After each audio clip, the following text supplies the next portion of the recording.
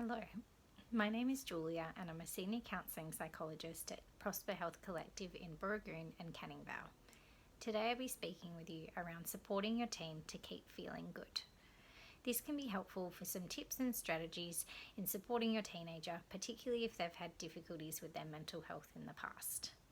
Although ups and downs can be normal in response to life stresses, understanding some triggers and warning signs can be helpful in taking action to support early.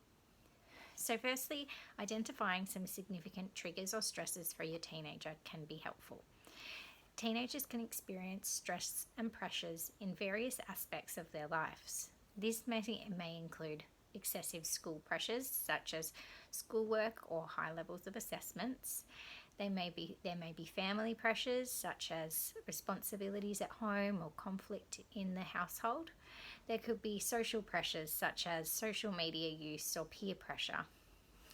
Your teenager may also have some self-imposed pressures, so they may put some high expectations on themselves or try to juggle a whole variety of commitments that may be quite overwhelming.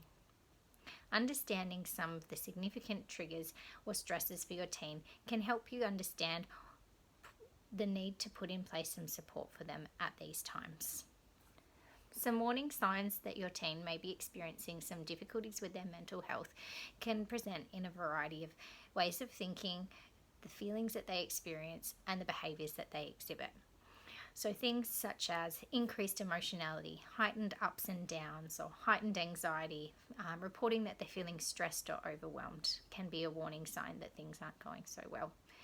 If they're presenting as down or disengaged from family, friends, or school, that can also be a warning sign. They may also become more withdrawn or have some conflict with family and friends that might be out of the ordinary. If they're presenting as tired or reporting sleeping difficulties, getting too much sleep or not getting enough sleep, this may also be an indicator. When you notice some of these warning signs, it's important to check in and some extra support may be required.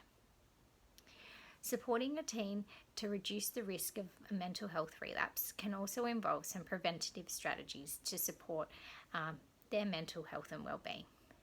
So you might support them to engage in activities that promote good mental health. So things such as engaging in things that they enjoy, engaging in relaxing activities, engaging in things such as outlets for creativity, such as drawing, painting, a musical instrument. You might also encourage things like physical activity. It's really good for stress relief and managing of emotions. Also supporting things such as good eating and good sleeping. So a balanced diet with lots of good nutritious foods as well as lots of water. Encouraging a good sleep routine with 8 to 10 hours of sleep per night and having a good wind down routine before bedtime. You might also encourage them to engage in some of the strategies that they may have developed when engaging with professional support before. This could involve things such as challenging unhelpful thinking that may pop up a bit more during times of stress. So this could include helping them to identify some of those unhelpful thinking patterns and helping them to challenge or reframe these with more balanced ways of thinking.